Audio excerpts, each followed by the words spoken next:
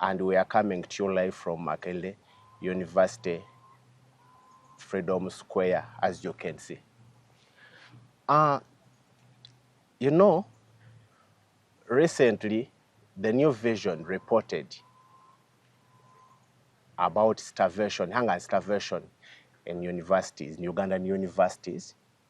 And Makerere was among where they reported that their students were starving and were risking contracting healthy, threatening conditions. So today we are having Peter Chaja Kalaveri. Is that the name? Is that how they pronounce it? Yes, you want to pronounce it like my mother does? Eh. Yeah.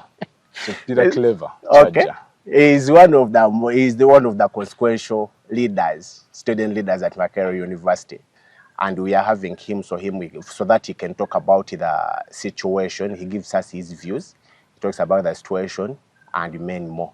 So Peter, you're welcome and thank you for accepting our invitation. Thank you for having me as well. Yeah.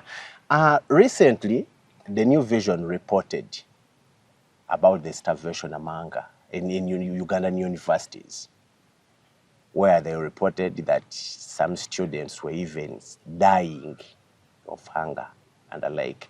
So, as a students leader at Makerere University, one of them, how widespread is the problem here at Makerere? Yes.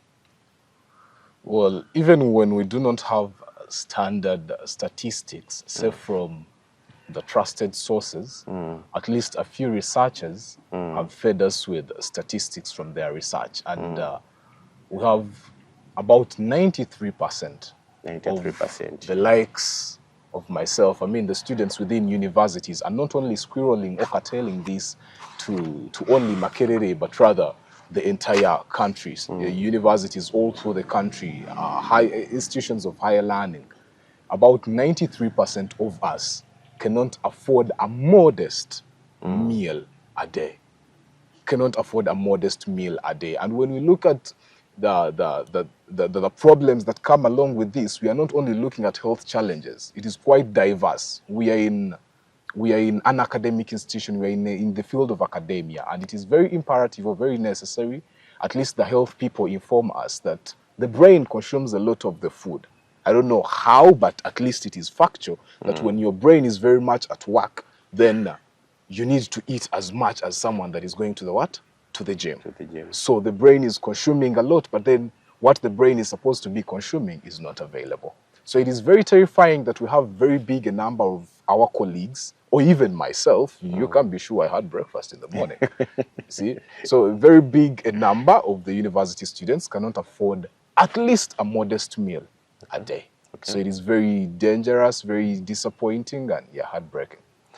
And who is to blame for the situation? Is it the government, university management, or even the parents who send their children to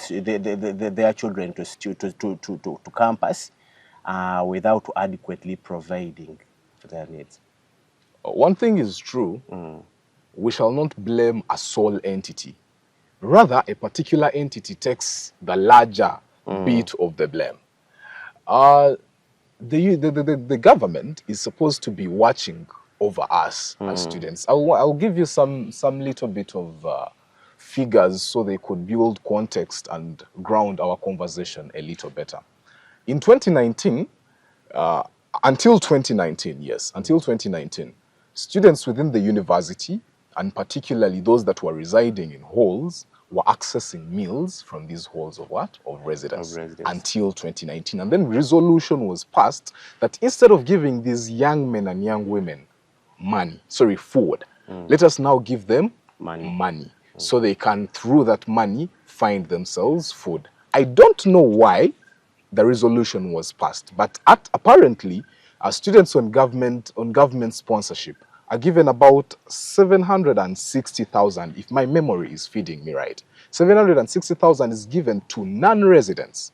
And then the assumption is that they are going to use about 250,000 to find accommodation elsewhere. So you and myself look around Makerere and see yourself getting accommodation at 250,000 for 4 months. How practical is that? How practical is that? So what happens to the gentleman or the lady that is given residence within the university? They're given 500,000. About 500. It could be slightly above that, but yes, that's the figure. And then this 500,000 is supposed to help them find meals for the entirety of the 4 months. 4 months. But then what prices of meals are we having within Makerere and around Makerere University? A modest or an averagely good breakfast meal could run for 2,000. It's really small, but that is for us as campus students. 2,000. The same gentleman or the same lady is supposed to find themselves lunch of about 4,000. 4,000 is the modest. So, I mean, is the least you can find around the university and around the university. In the university and around the university. Then you will do the same for supper. So that is 4,000, 4,000, that is 10,000. And how many days are we having in the entire semester? That is about 4 months. Quick maths, that is about 120 days. So it is only a scale of 1.2 million if somebody is taking just 10,000. I'm assuming Taina Chidala Chaguze. I'm assuming he's very disciplined that Ninamu Mutwalo, so let me go. He's not even going to buy himself a soda. He's not even going to buy himself a bottle of water. It's strictly food. Strictly food. The water, I'll go back to my room and I boil or something, or maybe I'll run to a friend. So you realize that this gentleman or this lady requires about 1.2 million for the entirety of the semester, but then the lady is given, or the gentleman is given 500,000. Our practical is it that I am going to manage 500,000 for the entire 4 months? Now go away from our colleagues that are supported by the government. There is myself that is on private sponsorship, and my father is a coffee farmer somewhere in Masaka. My mother is probably doing gardening somewhere, and you know that it is not as productive. So on top of the much tuition my mother is going to pay, they have to find money to afford me accommodation. On top of them finding money to afford me accommodation, they have to get me money that is going to help me survive. When around Chikoni and around Makerere University, you realize that the cheapest of hostels is going to be about 600,000. 600,000. And now for my course, I'm doing Bachelor's of Commerce. This semester I paid about 2.3 million. 2.3 million in a public university. So on top of the 2.3 million, my father is supposed to find at least 600,000 to afford me a hostel somewhere in Chikoni.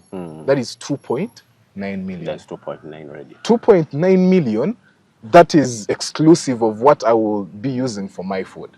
So my father still has to run around for another 1.2 million, assuming I'm this student that is only going to go Indian mere yoka, siguze kasoda, siguze juice. No. So he has to find another 1.2 million. 1.2 million, quick maths, plus the 2.9 million, that is about 4.1 something. 4.1 million. And you expect my peasant father, my peasant mother, you expect that student's peasant father or peasant mother to find 4.1 million? It's hard. So it's very hard. So where does the problem come from? Or where does the government go wrong? Where does my father go wrong? Where do I go wrong as a student? That is now getting back to the question, who is to blame? In the very first instance, I will ask the government why they chose to now change or make the resolution of giving these students or giving us money instead of food. Because I want to think that should the government or should the university management have retained the sole responsibility of providing food. In economics, there is something we call economies of scale. I'm very certain the university has farms. I'm very certain the government has food providers, something like that. So we have quite a number of irrigation schemes. The price at which the government finds rice, the price at which the university management or the government is going to find beans, flour for making posho and all, that is not the same price this service provider we are having in and around Makerere is going to get the things at. So by default, because this service provider is private and they intend to make profits, the prices are going to be abnormal for students to handle. So I do not think it was a wise take for the university to make that resolve or resolution to give these people, to give us money instead of providing the food.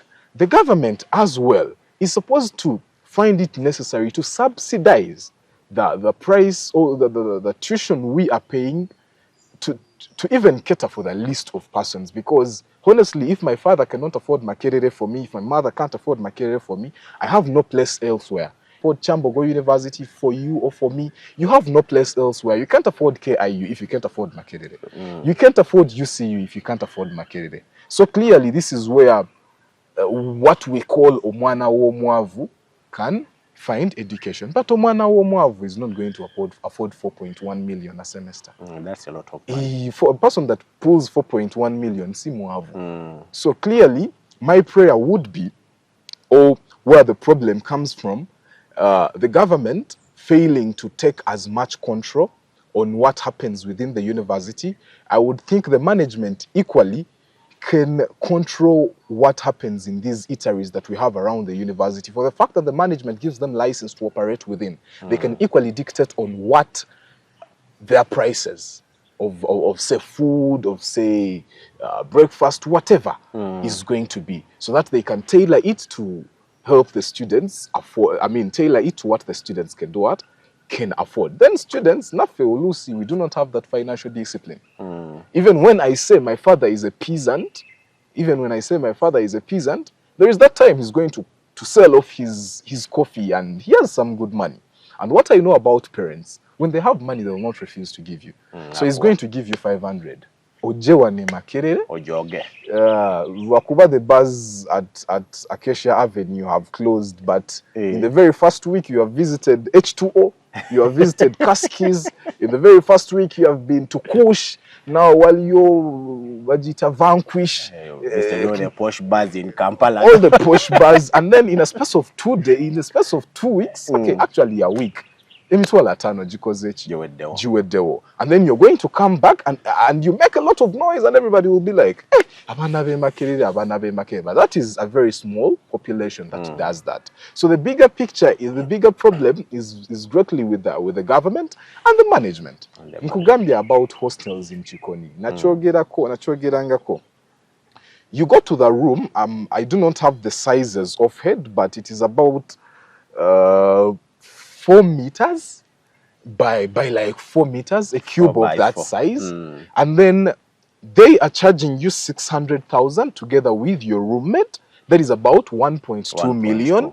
So then I want you to run your mind back to where you are renting. Sawazino agre oli muntu mukulu. So clearly tosula mukayumba ngakunze kensulamu. But assuming that was the kind of room you were going for. So 1.2 million divided by 4 months, that is about 300,000. Do you know what kind of accommodation or what quality of accommodation 300,000 can afford you when you even go to, you see Nalia is now a place for cool people lately. But you know you can get a modest residence at 300,000. You can get, just move out of Kampala, Katono Nyo.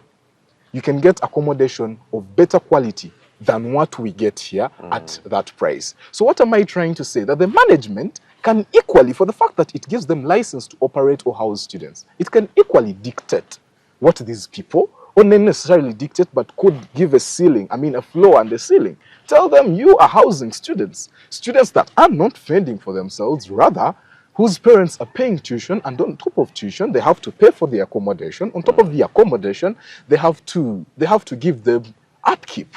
So the burden is very big on these parents. So I would challenge the management to equally say something about that. The same way I said we could challenge the management to say something about the food prices by the people, by the service providers within the university. They may not force the people in Chikumi because those are private entities and they don't get practicing license exactly from the university. So, but these ones that are licensed by the university to work within, the university can take charge.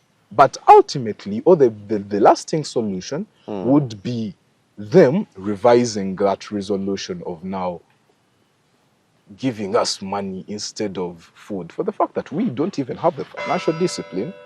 Sente tuzikozesa birala tetuzirya mu mmere ne tumala ne twavuwala, and ogamba nojoga mu week esooka then you starve in the second week. It was starve once. So it is quite challenging, but the government, kutunula in the questions of how much they give us, how much tuition, because the tuition is going to inform or influence how much your daddy or your mommy is going to give you as upkeep. Because my father will not give me 1 million as upkeep because it's what I think I need before he clears tuition. So clearly he will have to first clear tuition, and we'll be like, and he's not only having one child. Exactly. So if he's to give you everything you need here, your brother in P1, P2, P4, whatever, senior 1, senior 2, he's not going to study. So msigazamwe kumi gendo tandikirao na kuongera. Ya kuongera nga mfunye. And mfunye is when he sells off coffee again. So that is in a span of about 2 months or something. So chiri challenging. Omuzadde sijja kumunenya nnyo, muzadde saagala kumunenya actually. Kubanga omuzadde tagenda kuleka nga tolina sente ng'alina. So muzadde, whenever they have money, they will give you. My blame is going to go to the government, my blame is to the university management, and my blame is students. Me, who doesn't have financial discipline. But also students abatalina financial discipline batono nnyo. First semester ekuyigiriza. When you go through the first semester, the following semester, you will know that Bandali rice, those bars in Kololo are not for you. If you want to drink, find water in your room. So, Peter, students dying of hunger while at university. How much of this is a problem to here at Makerere University? Have you had such cases? Very much.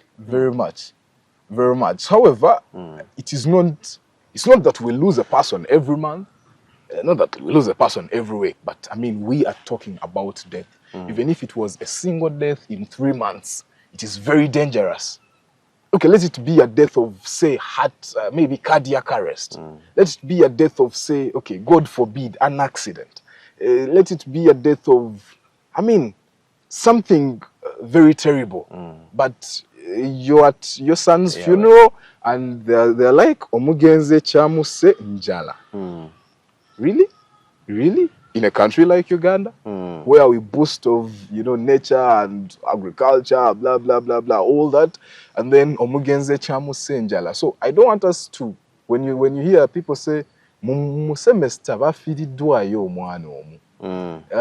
In a year, they lost 2 people. Some people could actually come off with such shameless statements, and they're like, the numbers are not very many. But we are talking about death. Somebody has gone, and they're not coming back. And the reason they have gone is because they have not found food. So just even after, before we talk of death, ulcers, bw'ozifuna teziwona. And oftentimes, if you do not give them due attention, they are going to grow into cancers. And you know how dangerous cancer can be. Before even we think of ulcers, you cannot sit before a lecturer and ngenjale kuluma. See, you are going to walk into Makerere with your 20 points. In O level, you probably had 10 in 10. And you are going to come here, you are going to decline, because when you sit before that lecturer or before that instructor, on an empty stomach, I mean, you can't concentrate, and you actually are asking yourself, I'm already hungry, but I mean, after this, what am I going to have for myself? So before we look at death, there are very many things here. I'm going to decline academically, my health is going to, go berserk, then I'm losing weight. Oh, have you heard of the famous campus figure and all that? So when we were growing up, we actually thought these people were slayers, and so it is abominous to be fat at campus. Whenever you served a little, your mother would say, kati olyanga ba campasa. We actually thought it was cool okulyanga ba campus until we joined campus. I actually have my friend Ruth. She's at campus and she's so good at bragging about the figure. No, this is campus figure. Campus figure. I know my tell her no, please. Ruth, it's still campus figure. I want to assure you, it is never deliberate. It is never deliberate for us to say, I'll take this little bit of the meal. It is because we do not have enough. I have a lecturer. One of my instructors this semester is Dr. Henry Mbide, and I really pray he doesn't get offended by me quoting this. The last lecture we had with him, he said, "You people, the reason as to why your generation or the campuses of these days are short and small is because you don't eat. For us in our days, we used to go, they used to call it mess, something like that. So you go, you serve rice, you serve posho, you serve potatoes here. We even had days of milk. And I want to assure you, I can run a semester without milk. But then he's telling us of their days in Makerere when they were students. They had days of milk, they had days of porridge, they had days of porridge with milk, they had days of bushera, and then their plates, you see, our plates are only white and brown. Campus plates. But then in their days, waliwo wanechinyewa, there is posho here, there is rice here, there is lumonde here, there is mogo here, there is nsuju here, pumpkin here, and yeah, I mean, they used to eat. Never kula, never labika bulungi. But look at me now. You think if I was well fed, I would be looking like this? I don't look bad, my brother. Probably, I'm one of them. I'm one of those starving students. I'm one of those whose bodies do not react very much to hunger. But I can't assure you, I can't give you a guarantee that I'm as good as people think. So, chizibu muko. Okay. Now, going forward, what do you think should be done to solve this problem? Because it has clearly affected majority of the students. Students, like regardless of whether someone is government sponsored or privately sponsored, what do you think should be done to solve this? Because you've talked about the challenges, the causes that are lagging. Well, these solutions or suggestions are equally subject to correction. This is Chaja's opinion. This is Chaja's opinion on what could be done. One, in the very first place, I would really pray that the university management, maybe together with the government, because they are together in this, they will revise that and say, instead of giving us money, they give us the food. Because like I told you, they will give us the money and we shall play around with the money. Actually, they give us money and we play around with it, not we shall. So my prayer, the very first solution I would suggest would be that they change and have a resolution now to provide food instead of money. Two, before we reach at that stage of providing food, because it may take time and then, having to involve all stakeholders, this one can be done at an instant. There is no way you sell beans, a meal of beans to a student at 4,000. Okay, to those of you that are outside there, 4,000 may really look like it is a small figure, but 4,000 is a million to us, for the fact that I have to find a meal. So there is no way you're going to sell a meal of beans at 4,000. So that means if I'm like, can't you send Ndieko balanced diet, I'll have to run to about 10,000 to afford something like meat, to afford something modest. So, like I told you, the service providers, we have a service provider at Nkrumah. There is an eatery there. There is an eatery at Africa Hall. There is an eatery at Lumumba Hall. There is an eatery at University Hall. There is an eatery at Mary Stewart Hall. Those eateries are primarily supposed to be providing food for students. But if you went to Mary Stewart, during lunch break, you'll actually notice that students don't eat from Mary Stewart.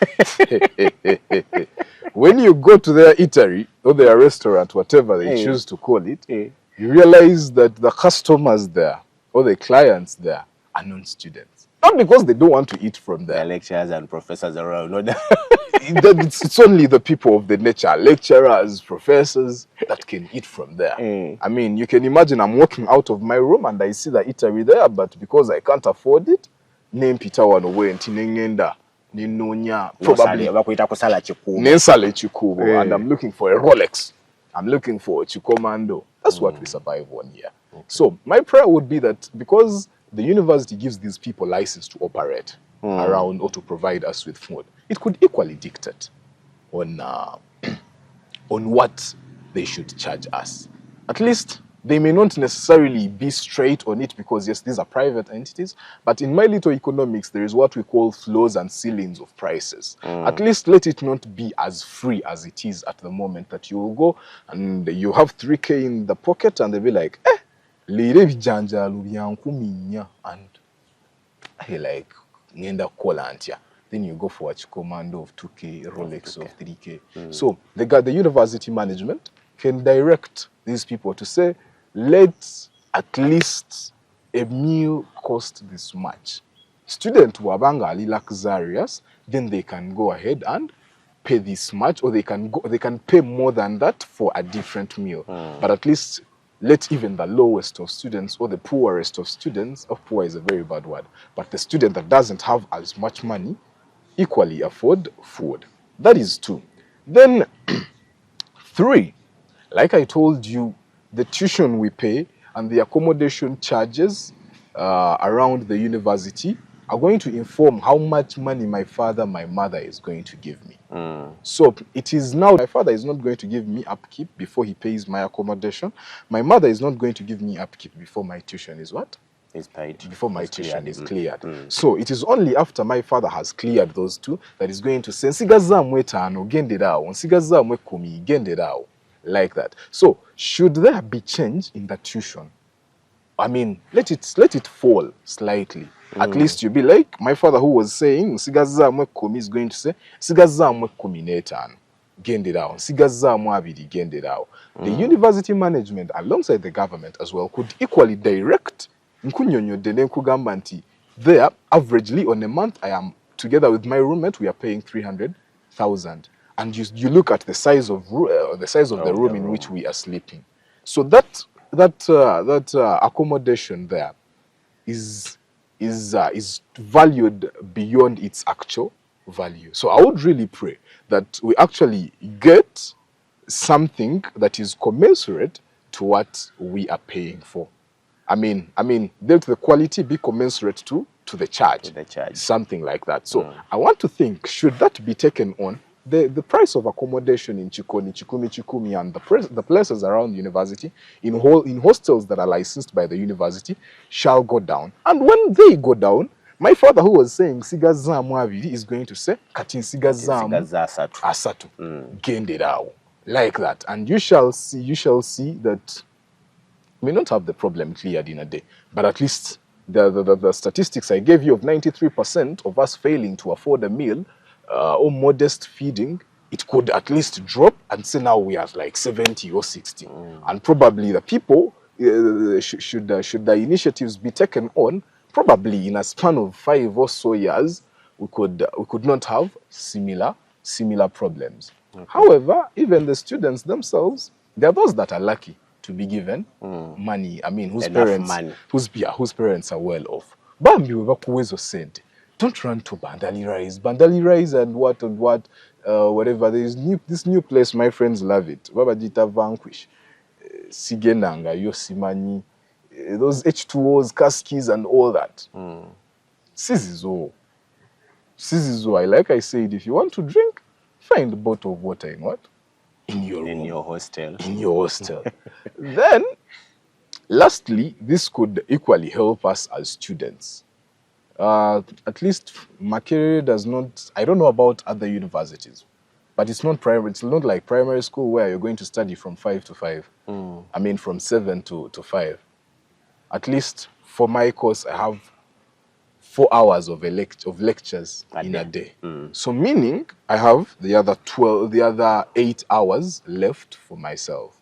So find something to do in those 8 hours. As we challenge these people to come through for us. Naffe batusange nga tukoze ki twekutteko. So run to town, hustle around, get that 2K, get that 5K, and then ojja kulya ng'omugagga bagambe oli mwana wa minister, yet you actually run around, find that ka 5K, come and have a good meal. Find that ka 7K, that ka 10K, that ka 3K, come and accompany your meal with juice. So I would really think that for starters, in those small or little bits, we could have the problem tackled, even if it is one person served, two persons served, tuba tukoze.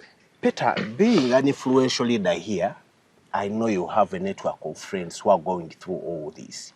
But yeah, some students coming to school, to campus with only 50K, and it must take them through a whole semester. How do they survive here? How do they make ends meet? If you could at least give us. Fact is the ends don't meet. The ends don't meet. Because you can't tell me having 1 meal a day is making ends meet. No, the ends don't meet. But the human mind will always find a way. However, people struggle to survive. So like I told you, I have about 4 hours of lectures in a day. So the other 8 hours, I'll find something to be doing around university or maybe around town.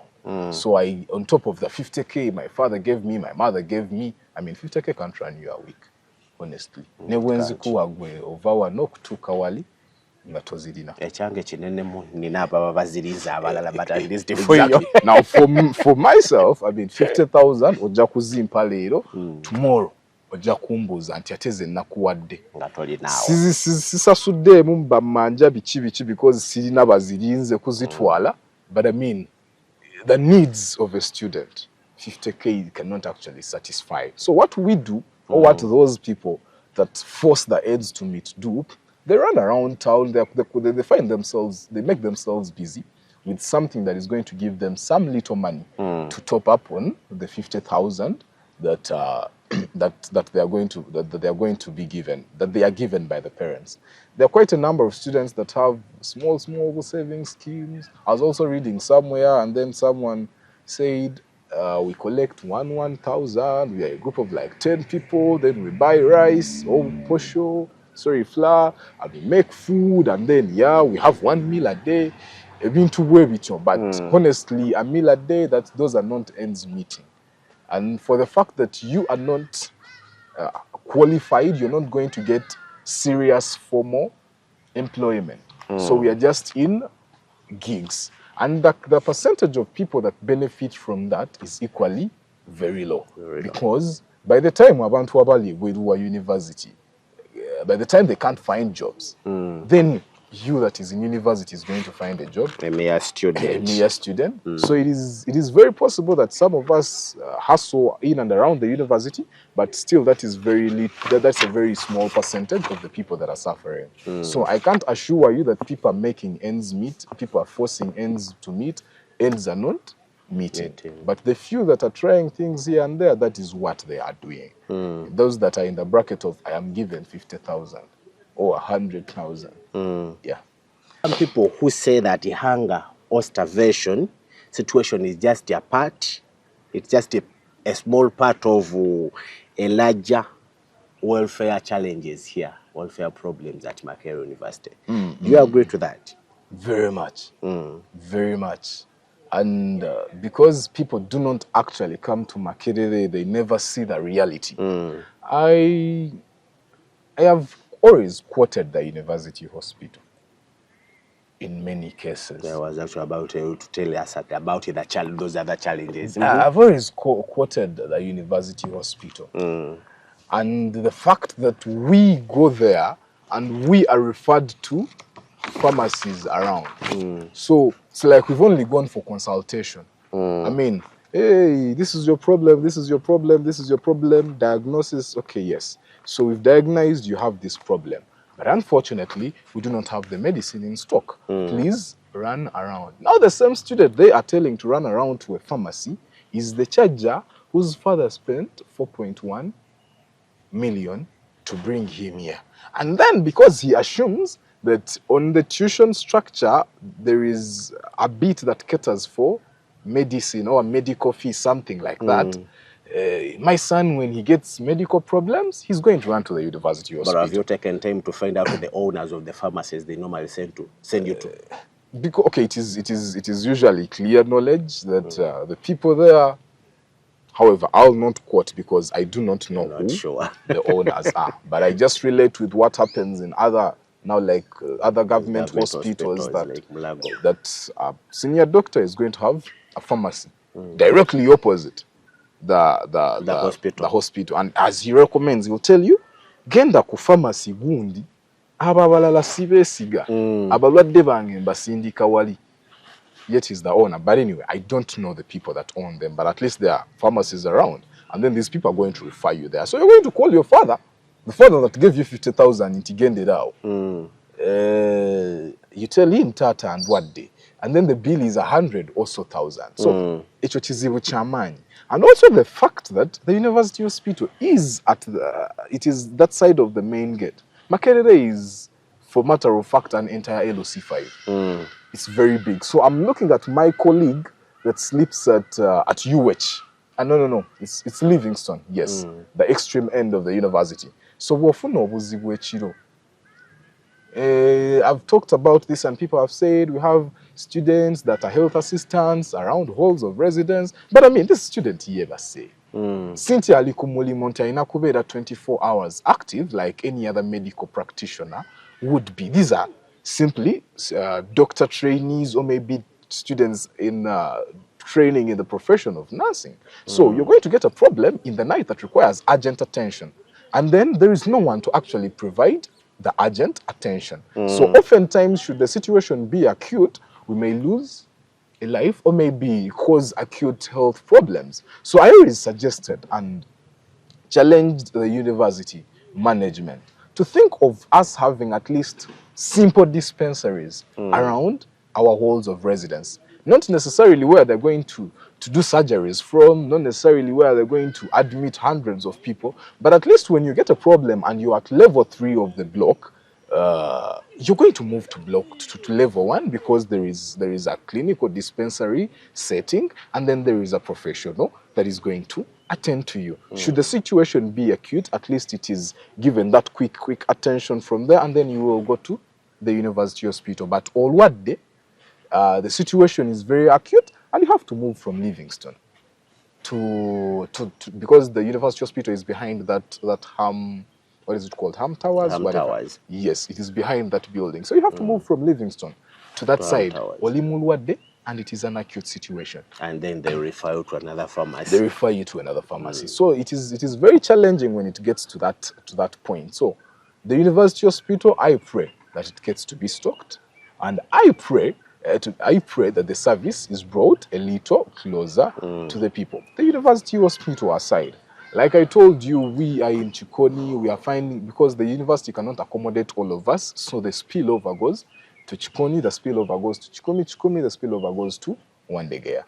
But the prices of accommodation there can afford you a luxurious apartment somewhere in Chanja, yet you only get a 4x4 square room, 4x4 meter square room, something like that. So I would equally challenge the university management to do something about that. Then something that I've found very much a problem is some lecturers that are not professional at their job. I do not say this to demean any lecturer. Matter of fact, there are very many lecturers or instructors that are very good. But those 2, 3, 4 lecturers out of the 100 lecturers are causing us problems in the field of academics. There is this gentleman, there is this lady. I mean, matter of fact, he's like your father. Matter of fact, he's like your mother. But because of the personal, a grudge he developed with you, class, I actually thought that these people are supposed to be trained to handle but rather it comes off as a one-on-one confrontation because you have and your marks may not appear on the portal because you are not at good terms with the lecturer. And you know you're going to be delayed in graduation and all that. Some people okujana somesa and instead of them teaching, they are rather attacking particular students within the audience. It's going to happen the first time, the second time, the student is not going to come back to class. And then this student whose mother thinks Ali Makerere, Ali Mukfuna degree, but because they have developed a personal grudge with the lecturer, they're not attending lectures anymore. So equally in that field of academics, lecturers that are not top at their job or at their task equally frustrate our stay within the university. Okay. Yeah. The way you that point of some lecturers being unprofessional, how much has this affected some students here? Because the way you brought it out, maybe I think many students have fallen victim to that. Many students have actually fallen victim. I will not quote statistics, Zirina, but at least out of just my little circle of friends, they will tell you, Max is in agenda yokopoto. Even when they do not have a personal grudge with the lecturer, but because maybe the lecturer mishandled the marks. And at the peril of the student, the lecturer is, not very, should I say, serious about their task, because it's a matter of uploading that student's marks on the portal, and then they shall be cleared for graduation. But the gentleman has even probably lost a job opportunity because they have not yet gotten their transcript from Makerere University. So it is very much a problem now for myself, who is in the final year. Tubufuna nnyo obwo obuzibu nti max nezibula kale oluusi lecturer osobola obanga you at good terms with them, but max nezibula and you make the report. Ekyokubula kiyinza obutaba kikulu nnyo, but when you make the report, let them give the matter due attention and have your marks uploaded. If they are not actually there with them and you actually wrote the papers, then whose problem is it? Because I presented myself for the paper, I wrote the paper, I submitted the paper. You have checked the attendance and all that. It is giving clear evidence that I attended, wrote the paper, and submitted the paper. So how should I be the one on the paying end? Or why should I be the one on the paying end or on the end of the punishment, yet I actually did my due diligence and it is your side that actually faltered? So oftentimes when your marks are missing, they'll be like, wait, for next year you do the paper with the other students that shall be there. Time is going for myself. Every day will be cooler and you're getting older. The world is not going to wait for you. So it is very frustrating in that aspect. More so to finalists, you will find finalists and they will be crying. I really pray I don't succumb to the same. Okay. I don't. Let's go personal a bit.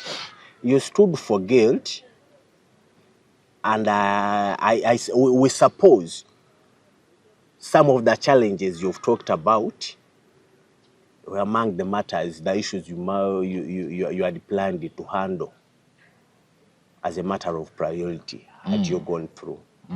What solutions had you intended for to solve these challenges had you been elected as the Guilty President of the Makerere University? I don't think I have lost my script. Exactly what I said is what I was selling to the students then. I don't know whether it was not appealing enough to them, but at least I garnered a modest number of votes. And just that we did not win. But exactly what I've been saying is what I was selling to the students. Talk of the tuition. I was not promising that their tuition is going to go down, but at least like I've broken it down for you. I was talking of the accommodation and all that. I was talking of visit our halls of residence, safe for Mary Stewart and Lumumba that have been recently renovated, but our halls of residence are not in good condition. And a sober parent, see, many of our parents actually don't come to our halls of residence. They don't know what the rooms in which we sleep look like. They don't know. But if my father visited my room, if the parents out there visited their sons' rooms, I don't think they would allow their sons to reside within here. So the quality of accommodation within the university. Even when we pay something that is really average, quite modest, because we pay about 300,000 as accommodation fee. That is a very affordable figure for the span of 4 months. But the quality of accommodation is not as good. So that is what, those are the things I was talking about. The whole question of lecturers and missing marks and blah, blah, blah, blah. All that I was talking about. But maybe what I've not talked about that I sold to them then, we need to wake up Makererians. What generation are we building? If we cannot construct cases against policies that are pressing students. So if we fail at this level, because it's going to be a generational problem. It's going to be a generational problem. So the lot of our parents, our fathers, those that are in leadership is going to be wiped out as a matter of fact, because that is natural. If everything goes as it is supposed to be, the generation of our fathers is going to be wiped out. So what generation are we going to be having? Those of us that are in university now, that when we are when we are suppressed, we fail to even speak out. So meaning, should we go at the national level, in national politics or national leadership, should we be having challenges that are pressing or suppressing citizens, then we equally are going to fold our arms and be like that animal. That animal that, The tortoise. the tortoise. Okay, actually the tortoise has a hard shield that it will close itself in and you beat, nothing will happen. But I mean, we are going to call ourselves cowardice out, and they will hurl, spears, they will aim spears at us, and we shall be gone. So I was equally challenging students then to wake up and then speak out, to own the university, because yes, the university is for the students. The staff members are simply support, something like that. So they need to own the university. I challenge them to always own the university, like they will have to own the nation when they're out there in leadership. Okay. I have one question here from one of the people watching us live, and allow me to read it verbatim. What do you think of the fact that all of this mess is happening and has been on for years, yet students or even other stakeholders haven't been very outspoken about it? No one has even attempted to organize a demonstration to further publicize this hunger and starvation to people outside of Makerere. Is there a way you think external stakeholders like MPs can intervene and have the problem of student starvation and hunger at Makerere addressed once and for all? Thank you so much for that question. Makerere is a government university. Should there be any change of policy within Makerere, government always has to take part in decision making. Makerere policies are not supposed to be discussed in boardrooms. Makerere policies are supposed to be discussed within parliament. Yes, Makerere is a premier university in East Africa. We carry all that pimp around us. If you found a Makerere and introducing Makerere, they will tell you the Harvard of Africa, the best university in East and Central Africa, north of South Africa, some parts of North Africa. I mean, that is how big the university is. And for a fact, this is not hearsay, Makerere is recognized internationally. So for an internationally recognized institution like Makerere and the pride of a nation like Makerere, our issues, our policies are supposed to be discussed at the floor of parliament. So when you ask me whether an MP can do something about it, it would actually better be not whether an MP can do something about it, rather an MP should do something about this. It. Because Makerere is Tulimo constituency. Kawempe what? This Are is we in Kawempe Kampala South. Central? Kawempe. This is Kawempe South. And our MP is the Honorable Nalukola, or Nalukola. Yeah, it Nalukola. is the Honorable Nalukola. I hope I got it right anyway. So our MP is No, this is not Kawempe South. This is Kawempe. Is it Central? This is Kawempe. Is it Kawempe, the other one of the other lady? Yeah, it's Hajat Fu, I'm forget. Hajat and Sereko? Yeah, it's for Hajat in Sereko. Yeah, so we are in that bit of Hajat and Sereko's constituency. So The same way Hajat Nsereko goes to parliament and is like, abantu bangabe kawempe tebalina mazi, abantu bangabe wa tebalina dagala. I want to think it is supposed to be the same thing on her to-do list when she goes to the floor of parliament. However, that aside, our vice chancellor sits in that beautiful building. Our vice chancellor is not an ordinary one. When they go to the floor of parliament, they equally get audience. So there is no way we shall say MPs or parliament can't do anything about this. It can do everything about this. However, where is the problem? Or why do I think things have not happened that way? There is a lot of power given to the president by the constitution for the fact that they are the appointing authority and all that for boards of, government institutions and all that. And the president appoints the chancellor of the university. The president equally directs. I don't want to quote what I'm not very sure of, but I am very certain they equally direct the constitution of the council of the university, something like that. And then the council always takes final decisions on things. So for the fact that we are in not the very best of times, with all due respect to the president of Uganda, General Yoweri Kaguta Museveni appoints who the chancellor has to be, and then I think influences or appoints the council as well, and then the council will direct on who becomes the vice chancellor, and the vice chancellor is like now the accounting officer. For the fact that it comes from up there, if what they intend to do is not in line with the agenda of the senior appointing authority, then very many times the efforts are going to be futile.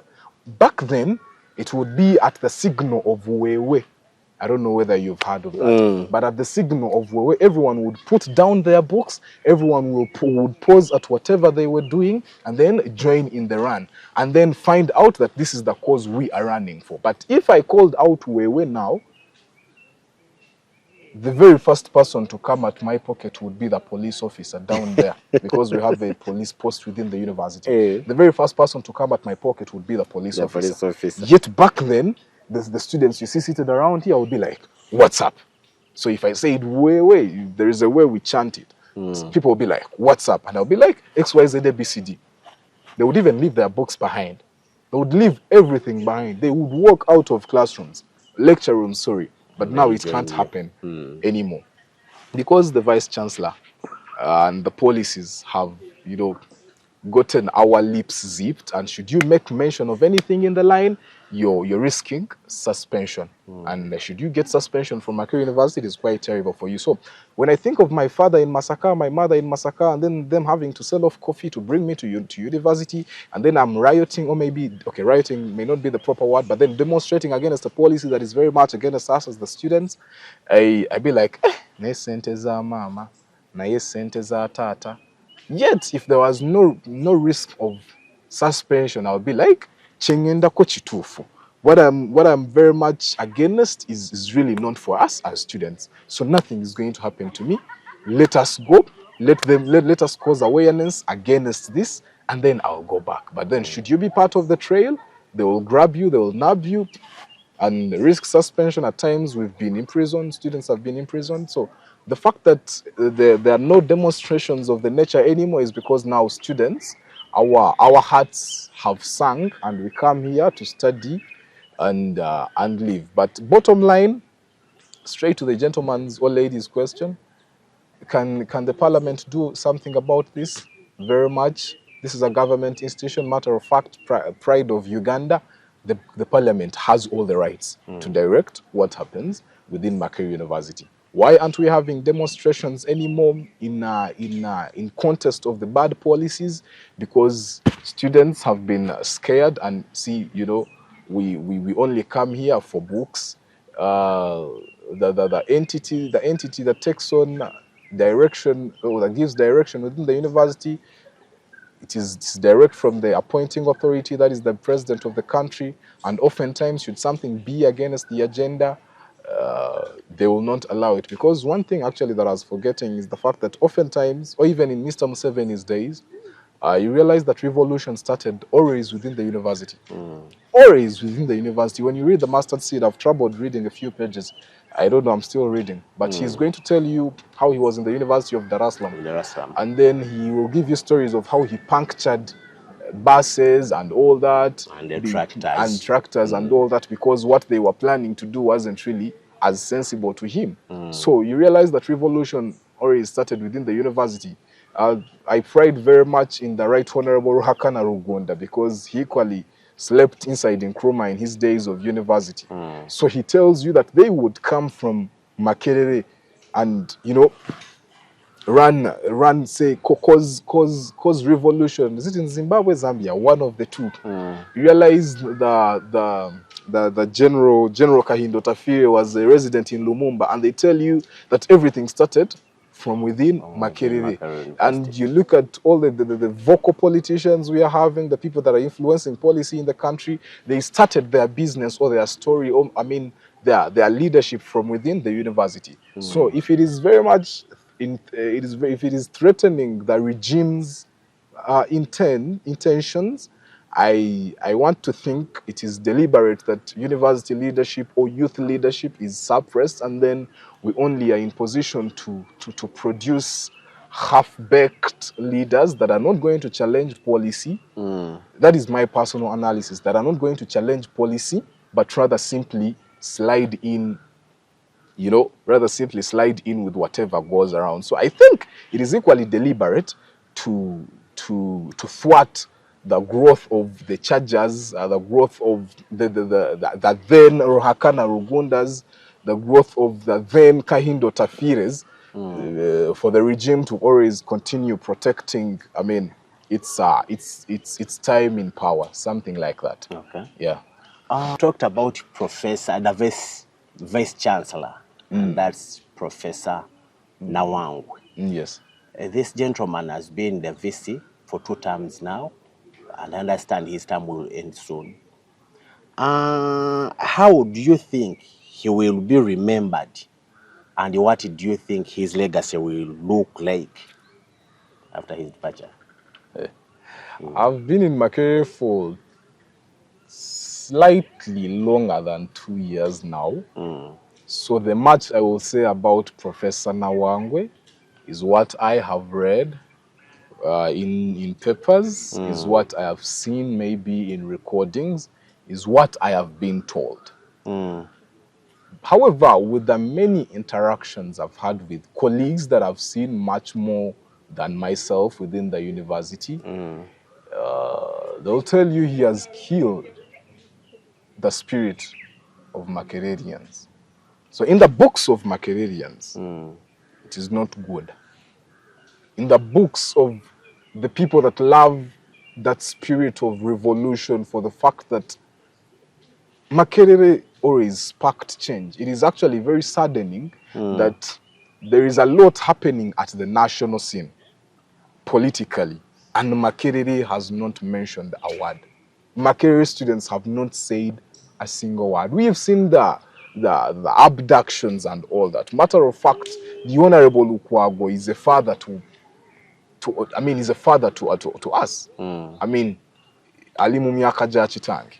And for those of us that are in line with politics, that want to take a leaf from his tree, that want to take a branch from his tree, I mean, feel so hurt when he's arrested in a manner.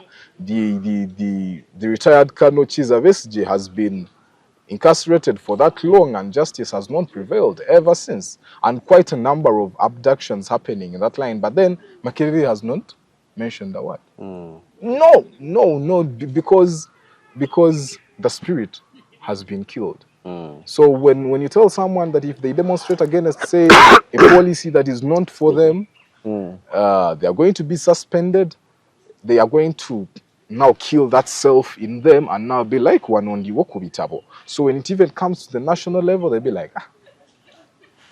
So in the books of Makererians, he does not have good record, for the fact that we think he has killed the spirit of a true Makererian. I'll not speak very much about the Professor Nawangwe because I've not seen as much. Like I told you what I know, I have read what I know, I have watched what I know, I have been told. For the 2 years, the little I have seen is that. Because I came to Makerere with a lot of fire. I came to Makerere with a lot of fire. I want to assure you, I actually thought by like, I have a friend, it's called Mahad. I hope he doesn't find this as offense. When we were in Form 6, Mahad sent me an audio note. I kept it. It was like, Peter, we have to go to Makerere and we ban all those political parties. And we create our own political party. We are supposed to come with a wave of revolution. If you asked Mahad where he is now, where is Mahad? I'll give you Mahad's number. You look for him. But yes, he's still in line with leadership. But I mean, the fire with which we came, Gwakakana, because of the situation we found in the university. We always watched those demonstrations and we'd be like, yeah, if I am in Makerere, I will be the one at the front line. But there is no front line to be at now. So, omoyo gwafe is what I would say. Omoyo gwafe aguse. Okay. Aguse. Tabula birungi byakoze. Tabula birungi byakoze. Birungi byakoze webiri, but omoyo gwafe aguse. Because that's my pain, and that is the pain of all the people that have gone through Makerere. That is the pain of the people that are in Makerere. Ne birungi byakoze nabyo webiri lwakuba sibimanyi. Okay. Ebirungi byakoze tobimanyi naye ebirungi obijjukira bulungi. Ebibi obijjukira naye ebirungi. Okay. You were asking whether I should give us the statistics or just to affirm, but I want both. You affirm and give us the statistics. It is very true that the ladies improvise. However, to give the question more beef, it is not only the ladies that are improvising. Some men, some students, some male students are equally improvising in that aspect. Even the male students? Yes. The whole question of sugar mummies is equally in place. And guess how devastating that would be. So quite a number of our colleagues in Chikoni, at those hostels, within the university, at Africa, at Mary Stewart, the ladies that sleep there, oftentimes you will see Mercedes, Benz, class this, class the other. You will see a GLE. Dropping them in the morning. And at a point you may think this is a rich parent that has come to drop their daughter off for the classes to start for lectures. Twice the age of their fathers. That is twice the age of their fathers. And then you only get to realize it is not the case. It is actually making those life for those of myself or the likes of me hard. I mean, you cannot compete because, yeah, we want to find girlfriends at campus. But I mean, we are competing with people driving GLEs. We are competing with people driving Range Rovers. I'm having my Franco Banetti, your motoka your motoka and then somebody else is driving a GLE and you expect me to topple a lady against that gentleman? No anyway, way. That is supposed to be a by the way, but it's true. Ladies improvise, but not only ladies, even men or male students are equally finding themselves in such a conundrum. And I do not want to blame them as much because of the situation, the questions of hunger and all that. However, namwe muberemu nempisa. My fellow students, tuberemu nempisa. There is no reason as to why you will go sleeping around with a man twice the age of your father. There is no reason as to why you would go sleeping around with a woman twice the age of your mother. So against all odds, my colleagues, my fellow students, that is not a solution. You are rather causing more problems. You're actually going to realize that quite a number of our colleagues are exposing themselves to HIV at campus. And as a Muganda man, the Kabaka has always challenged us men to be the lead activists against HIV. So I will challenge you, my dear sister. I will challenge you, my dear brother, to find solution elsewhere. But sleeping around with men, sleeping around with men that are twice the age of your father, sleeping around with women that are twice the age of your father is not a solution to your hunger problem. Okay. So it is true, but sisagala kuchogerako nnyo because wotukira okukikola, you have lost the moral, the card of morality. So my dear sister, my dear brother, nedda. Okay. So, Peter, as we finish, actually, I fancy calling him Claver by the name please Clever. Please call me Kalaveri. So, Kalaveri. So, in the Luganda beat, yeah, please call me Kalaveri. My mother will be very happy, my father will be very happy. So, Peter, as we finish, I want you to tell us about Peter. Who is Clever Peter Chaja? Where did you go to school? Why did you choose DP and not NOP? The party most of the youth of your age consider to be the most fashionable. Why did you choose DP and not NOP? Where did you go to school? Who is Peter Kalaveri Chaja? Chaja. See, when you're bringing the Kalaveri name, you say Petero. Petero Kalaveri Chaja. Yeah, that's the perfect right. So who is Petero Kalaveri Chaja? I am born to a gentleman, Kunsa Dion Ziwa. That's my father. And Kunsa Dion Ziwa. Kunsa Dion Ziwa. I've always heard people say Olyange Yasima Tuka Kunsa. I don't know what that whatever proverb really means, but someone could help me. But I always hear my father's name only in an offensive statement. Olyange Yasima Tuka Kunsa. But Kunsa Dion. Unfortunately, I'm not a Muganda and I can't help but out. But after this said, we are going to look out for what it means. Yes. So I'm born to Dion Kunsa Ziwa and Sylvia Binomujisha, that's my mother. And yeah, Ndimuna Masaka. Ndimuna Wudu. Munabudu, they're all alive? Yeah, by the grace of That's God. Good. Yeah, Ndimuna Wudu. So my primary school, I went to, humble primary school. It's called Victory Learning Primary School in Masaka there. And I'm very lucky that literally you, because some of you, I don't know where you went for primary, but still there. But some people go to look out for their primary schools, never sang Angazirend. Actually, I'm one of the few people who went to, actually in primary, I went to one school, secondary, O-level one school, then A-levels. I only went to 3 schools. And my schools are... I only went to one school. The other was a college. Okay. So after my primary 7, I was very lucky to join, I will still say the most prestigious college, south of the equator, north of South Africa, south of the Sahara and all that. I went to St. Henry's College, Chitovu. St. Henry's College, Chitovu. And that's Masaka still. Yeah, it is still Masaka. And I'm very proud of St. Henry's College, Chitovu. Just to take you a little bit back, I think in my primary school, I started off as a church boy. I'm still a church boy. Okay. I started off as assistant religious prefect, then I became a religious prefect, I became a head boy. So you've been a leader? Ever since. Then I joined secondary school, senior 1, I was a class monitor. Senior 2, I was a dormitory administrator. Then senior 3, I was deputy head prefect. And till senior 4, then my senior 5, I became head prefect of the college.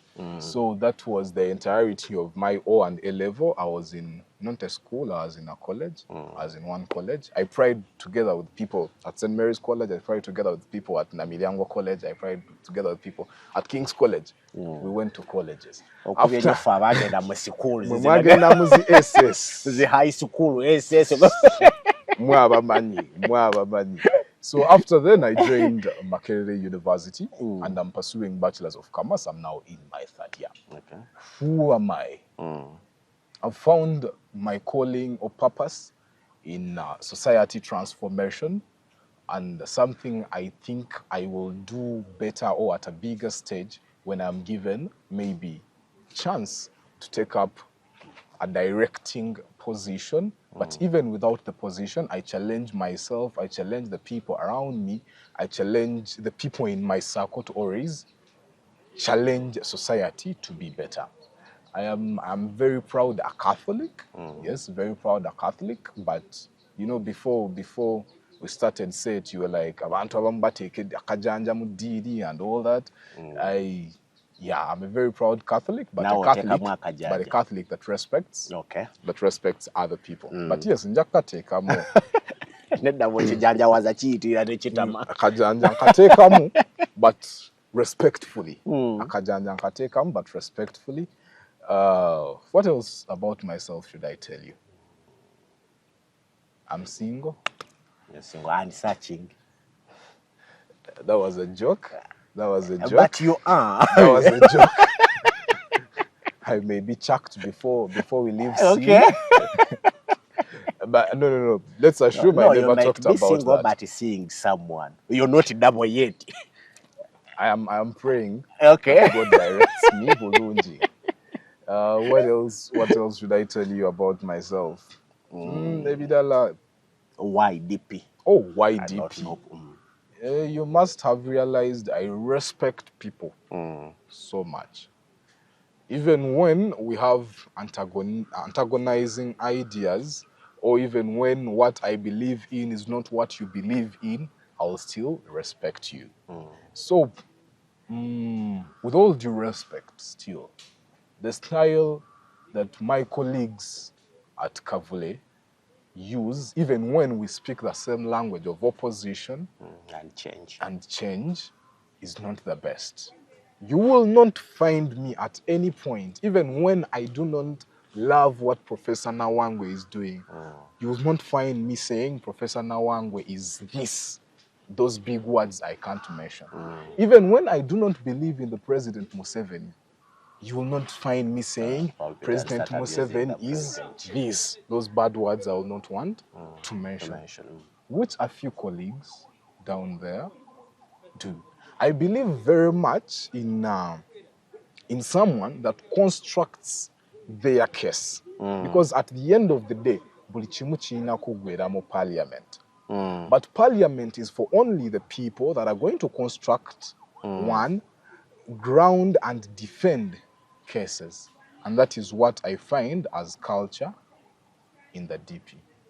So for the fact that I want to learn from the likes of the Honorable Norbert Mao, for the fact that I pride very much in the people that have been within DP, for the discipline they uphold, I choose to align myself with the Democratic Party. Even when, bayina ebizibu, even when waliwo obuzibu mu DP, newalala gyebuli, I rather should challenge myself to be part of the people that are going to cause change, to be part of the people that are going to cause change. But at the end of the day, the language I am speaking is let society be better. It does not matter how, because I always tell myself the why matters more than the how. The why at the point is because we want society to be better for Ugandans. The how, leave it to the people in the field. Okay. However, with all due respect, I applaud the people at Kavule. They have sparks of, can I say, change in a bit of areas, but I am not part of them. Okay. Asking about paying a price for our respective decisions. Haven't you sometimes regretted yourself saying, I wish I had joined the NOP, I would be the guilty president for Makere by now? I am a believer. I'm a Catholic. And at a point, when I put in everything I can as a human, and things do not unfold the way I would really love them to, then I don't think it was for me. Because I think I did everything I could to get myself come through as guild president. So I do not regret. I do not regret for not being part of the National Unity Platform. Okay. Yeah, I think that is straight an answer. Okay. We are almost done. Naye bw'oba ng'olinayo akatalekeka, something very important that you'd like to share with our viewers. Nsaba okwogera essaawa zino. For instance, you intend to run for NOP, for MP, or maybe presidency in the future. Ultimately, for the record, I may not know about the how, but at a point, I'll be the president of Uganda. The president of Uganda one day. Take that from me. Anyway, subsequently, these other leadership positions, like I've told you, I always challenge myself to make sure society is better. Even in my small ways, I am already doing so. So should the Lord land me in responsibility as, say, a member of parliament, I pray I get to execute very well, because I have found this as my calling, not to be in politics, but rather to challenge society to be better, to challenge you to be a better person, to challenge her, to challenge him, to challenge everybody to be better versions of themselves. And at the end of the day, or ultimately, the entire world is going to be better, because it all starts small that way. But what I would really love to send out to anyone watching, or maybe anyone that will watch, challenge yourself. I repeat, challenge yourself to find your purpose in life. That is what many people have always tailored as purposeful living and all that. Challenge yourself to find your purpose in life. And when you do, I usually call it a star. Find your star, or find that seed in you. And when you find that seed in you, please water that seed. Please give it the fertilizers and let that seed sprout into a plant that is going to feed the entire world. You are blessed differently from myself. I am blessed differently. Everybody on this world or in this planet is blessed differently. And the world needs to tap into that your blessing. So when you do not water the seed in you, when you do not water the plant in you, when you do not give chance to that star in you to give light to the rest of the world, there is a point in the Bible, I'm not very good at quoting the Bible, but I read and also listen very attentively to sermons, but there is somewhere where they challenge us not to put, they say, we are not supposed to put the light under the bed, but rather put it on top of the bed for the rest of the world to see. So by you not finding your purpose in life, then you are putting the candle under the bed. So please let the candle be put at the table and let everybody be in position to see, because of the light that is coming from that candle. So your talent, my talent, her talent, his talent, her talent, everybody's talent is the candle I am talking about. Please find that your purpose in life and let the rest of the world tap into that purpose. Let the rest of the world tap into that blessing. That is the only way we shall make the world a better place. Be more human, love everybody more than you love them. And very finally, Peter thinks highly of you you as think a younger Democrat. That's what he's told you. I've ever heard him speak. What did he say? About you several times, a lot. He's very proud of you as a younger Democrat, even when you went to the headquarters during your campaigns here, the way he could speak about you, even in your absence, was wow. He's proud of you as a younger Democrat. Is he therefore one of your mentors and role models as a young leader, as an upcoming leader? Very much, yes. I would really love to do some things better than he has done. However, he's the benchmark. Okay. So because I always tell people, do not work to be like your mentor, do not work to be like your role model. Rather work to be better than your mentor, work to be better than your role model. So I would really love to do some things better than he has done them, but he is one of the benchmarks I use. So yes, in our proper speaking or common language, role model, mentor, the Honorable Norbert Mao. He's one of them, because I have a series of them. So he's one of them. Okay. Yeah. So that has been the morning briefing for you. My name is Agribaba, and our guest has been Peter Clever Chaja. Or Petero Calaveri Chaja. We've been here at Makerere University, Freedom Square. And by the way, we shall be having Peter going forward as one of the panelists at Mlengera Media. So for those who didn't get enough of him, at least expect to have him more and more and more. Mujja kumukuta, mujja mufuna musolo mutegeera. Webale nnyo abadde atugoberera, tunaddamu.